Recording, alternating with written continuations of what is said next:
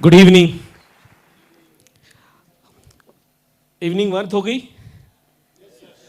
Actually मेरी कुछ ज़रूरत नहीं है यहाँ पे, क्योंकि बहुत लोगों ने यहाँ पे जो बात कर ली मेरे मोर देन सफिशिएंट है 20-25 लाख रुपए कमाने के लिए अगले 1 साल में, मेरे ख्याल ऑनेस्टली स्पीकिंग। क्योंकि आप में से कितने लोग ये इस टाइप का इवेंट फर्स्ट टाइम कर रहे हैं, फर्स्ट टाइम अटेंड कर रहे हैं? Okay, almost 80%। सबसे पहले मैं कह दूं कि आप बहुत लकी हो, क्योंकि आपने ऐसा कुछ इवेंट देखा जिसके कारण आपको कुछ समझ में आया। मेरे साथ चैलेंज ये था कि मुझे दिखाने वाला भी कोई नहीं था, क्योंकि इवेंट तो बहुत दूर की बात है, क्योंकि मैं इस बिज़नेस में अनाथ पैदा हूँ। मतलब मेरा अपलाइन ने सिर्फ मशीन दे के आशीर्वाद दिया था, बाकी कुछ नहीं, कि जा बेटा सुखी रहे, पैसे कमा ले। तो उसी आशीर्वाद पे यहाँ पे पहुँचा हूँ, बाकी कुछ नहीं। तो कभी कभी अपलाइन के आशीर्वाद भी बहुत ज़रूरत होती है। तो आप मेरे से ज़्यादा लकी हो। मैं मेरे अपलाइन को मिला, एक्चुअली जो मेरा स्पॉन्सरर है वो मेरा दोस्त ही है। तो उसने, मैं लॉन्ग इंटरेस्टेड है क्या? मेरे पास 10 ही मिनट है। 10, हाँ। तो स्टोरी इस तरीके से है। अभी स्टोरी क्या है, सच बात है। अभी मेरे एक दोस्त ने मुझे एक फ़ोन किया कभी जून 2016 में कि एक वाटर आयनाइज़र दिखाना है। अब वाटर आयनाइज़र मुझे लगा प्यूरीफायर होगा, तो मैंने कहा कि कितने का है, तो उसने नहीं बताया। मैं बोला बताएंगा नहीं तो देखूंगा भी नहीं, क्योंकि मेरे पास एक्वागार्ड था, तो 3,000 रुपये के वो फ़िल्टर चेंज करने के लिए भी बहुत ज़्यादा मैं निगोशिएट करता था उससे। बोला मैंने अभी चेंज किया, अगले साल देखते हैं। बोला यार ये प्यूरीफायर नहीं, ये आयोनाइज़र है। तो बोलो क्या है? ये जापान का प्रोडक्ट है। तो फिर इमीडिएटली 2 चीज़ मेरे दिमाग में आई। एक तो महंगा है, क्योंकि जापान के लोग कोई सस्ता बेचते नहीं है। दूसरा, इन्होंने ऐसा कोई कीड़ा या जंतु ढूंढ के निकाला होगा जो इनका ही प्यूरीफायर निकालता होगा, बाकी के प्यूरीफायर को नहीं करता होगा। तो मैंने बोला फिर क्या सोच होती है, कितने का प्यूरीफायर होता है? 10-12 हज़ार, 15 हज़ार। अब ये होगा 40,000 रुपये, इससे ज़्यादा क्या हो सकता है? तो मैंने बोला कि यार कितने का होगा? मैं तेरे को डेमो दिखाने की बात बताता हूँ, क्यों पहले एक बार डेमो देख ले। मैं बोला अगर नहीं बताएगा तो डेमो भी नहीं देखूंगा। तो उसने कहा 2,68,000, 2,68,000। तो दिमाग एकदम बंद, जो चीज़ लेनी नहीं तो क्या देखना। 6 महीने तक वो बेचारा केरला से यहाँ आता था डेमो दिखाने के लिए पुणे में, मैं उसको हमेशा टालता था। तो उसने मुझे बोला 6 महीने के बाद, मुझे पता है तू मुझे टाल रहा है, दोस्ती के लिए एक बार देख ले। मैं बोला देख लूँगा, बट वापस फ़ोन मत करना कि कब ले रहा है। तो फिर मैंने मेरे घर पे आया, तो मैंने डेमो देखा है उसका एक जगह पे। तो मैंने पूछा कि क्या इसके साथ बिज़नेस अपॉर्चुनिटी भी है क्या? बोले हाँ है, क्योंकि मुझे पता था कि वो मेरे साथ पहले नेटवर्किंग करता था, तो वो इतना पीछे पड़ा है मेरे, तो कुछ तो नेटवर्किंग रहेगी। मतलब उसने बता क्या है, तो उसमें बिजनेस प्लान दिखाया। तो ऑनेस्टली स्पीकिंग मैं ये बिज़नेस में आ सका क्योंकि इसके साथ बिजनेस प्लान था। क्योंकि बहुत नॉर्मली जो मिडिल क्लास लोग होते हैं, सब लोग मिडिल क्लास हैं? अच्छा, कोई मिडिल क्लास नहीं होता है। एक तो आप अमीर हो या गरीब हो, everything in the world is binary, right और रॉन्ग? एक तो अमीर हो या गरीब हो। ये जो मिडिल क्लास होता है ना, ये ईगो क्लास होता है।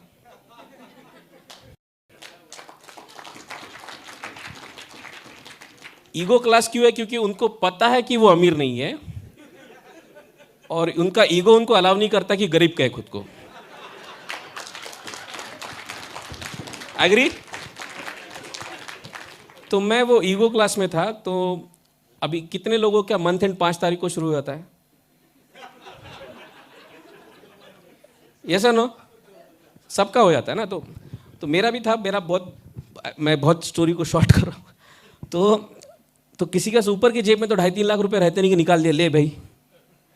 तो मेरी भी स्टोरी ऐसी थी। मैंने कुछ सोना वोना गिरवी रख के ले लिया मशीन, और डेमो दिखाना शुरू कर लिया। तो जिस दिन मशीन आप लेते हो, आप में से कितने लोगों ने को पता था कि मशीन लेने से पहले कि इसमें बिजनेस अपॉर्चुनिटी है?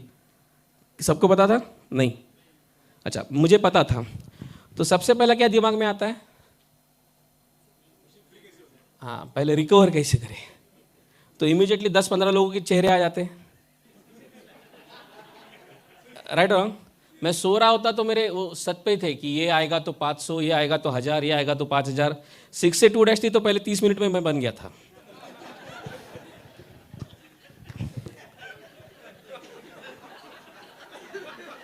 ऐसा होता है क्या?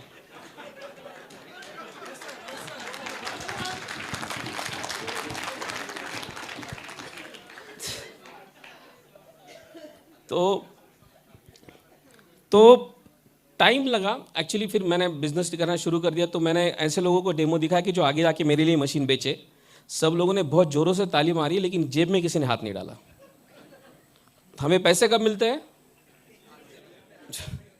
बहुत अच्छा प्रोडक्ट है, बहुत महंगा है, ये है वो है, चलो I will cut short this. तो ये मेरी शुरुआत थी।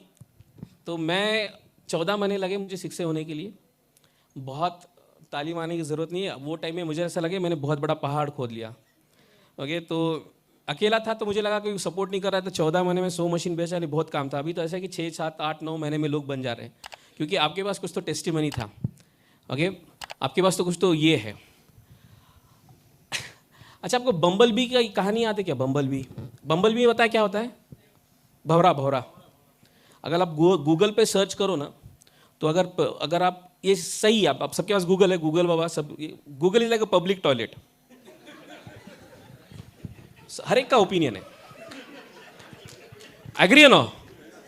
तो आप गूगल पे जाइए और ढूंढिए कि भंवरे का, अगर आपके भंवरे के बारे में अगर आपने वहाँ पे देखा तो आपको पता चलेगा it is scientifically proven by Harvard और कौन से यूनिवर्सिटीज़ ने, सब लोगों ने इतने सारे रिसर्च पेपर कर लिए हैं कि भंवरा का जो स्ट्रक्चर है वो इस तरीके से, आप देखा ना, भंवरा पीछे के साइड थोड़ा बड़ा होता है, आगे छोटा होता है, ये टाइप ऐसा कुछ तो उसका स्ट्रक्चर है। तो वो जो स्ट्रक्चर है it is not fit for flying.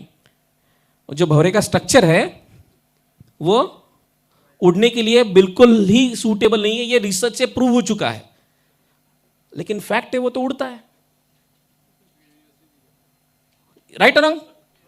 भंवरा उड़ता है नहीं उड़ता है? बट रिसर्च क्या कहता है? नहीं उड़ता। क्यों? क्योंकि भंवरे को किसी ने बोला नहीं ना। ये जिस दिन कोई बोलेगा भाई तू एरोडायनेमिकली फिट नहीं है, तो वो उड़ना बंद कर देगा। राइट और रॉन्ग? तो आधे जो नेटवर्कर लोग हैं ना, वो सब ये बाहर के इन्फ्लुएंस के कारण होता है कि तू नहीं कर पाएगा। बट हम लोग होते सारे बम्बल भी है। आपने अभी इसको सुना, रमेश अल्लावली को सुना, राइट? कितने को समझ में आता है तेलुगु? आधे नहीं आता, मुझे भी नहीं आता है, बट भावना पहुंच गई ना। अगर कोई, जैसे पहले गलानी साहब ने भी बोला, Ramesh is another proven example. जो चीज़ दिल से करो ना, उसके लिए कोई भाषा की जरूरत नहीं, कोई एजुकेशन की जरूरत नहीं। इनफैक्ट ज़्यादा एजुकेशन अपने बिजनेस के लिए घातक है।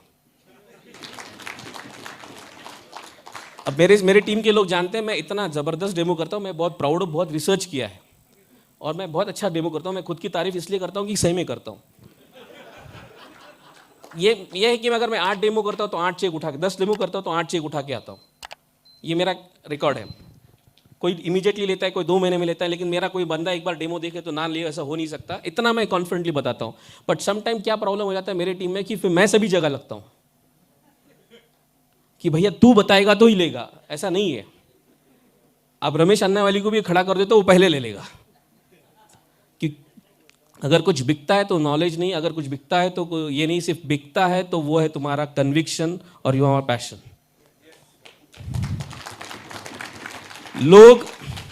लोग प्रोडक्ट बाद में खरीदते हैं, पहले आपको खरीदते हैं। एग्री हो नो? तो पहले दिन से कन्विक्शन था। अब इतने सारे, अभी कन्विक्शन की क्या जरूरत है? मेरे ख्याल से आधे से लोगों ने इतनी टेस्टिमनीज देखी है। हम लोगों ने तो कोई प्लांट नहीं की थी। एक्चुअली हम लोगों ने सोचा था कि स्टेज पे बुला के करेंगे, लेकिन आधे लोगों को समझ में आ जाएगा इन्होंने फेक किया है। इसलिए हम लोगों ने बोला जिसको हाथ ऊपर करना कर लीजिए, जिसको टेस्टिमनी देना दे दीजिए।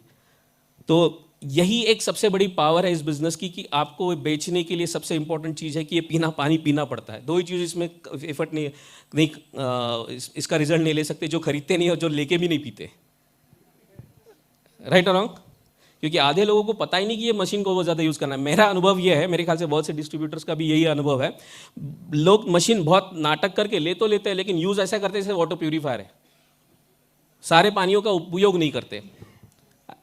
एग्री डिस्ट्रीब्यूटर सीनियर लोग? ओके, क्योंकि मैं आधे लोगों को खड़ा करके कुछ क्वेश्चंस पूछूंगा तो समझ, ये बटन भी है क्या अपने पास?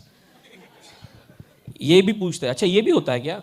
तो unfortunately not having knowledge is a very bad thing, और एक्स्ट्रा नॉलेज उससे ज़्यादा है, भयानक होता है। क्योंकि too much of analysis leads to paralysis. जितना एनालिसिस करेंगे उतना पैरालिसिस होगा। तो इतना ज़्यादा ये मत रखो। 3 चीज़ें बतानी होती है।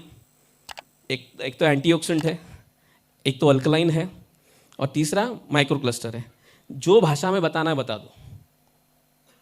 वो तुमको ये नहीं पूछेगा कि वो कितने फ्लो रेट से पानी ऊपर होके कितने बबल्स पानी से निकलते हैं, नहीं पूछेगा आपको, ज़रूरत भी नहीं है, राइट। बहुत सिंपल बिजनेस है, अगर हम ही लोग उसको डिफिकल्ट करते हैं। तो ये बिजनेस के लिए जो हम लोग इस एफर्ट को कर रहे हैं, क्या आपको लगता है ऐसे प्रोग्राम्स काफ़ी बार होने चाहिए? मेरे पास टाइम की बहुत कमी है, तो मैं खुद को कंट्रोल कर रहा हूँ, क्योंकि इतने टाइम में बाकी लोगों को कंट्रोल कर रहा था, भाई कम बोल कम बोल कम बोल। ओके, तो मैं खुद को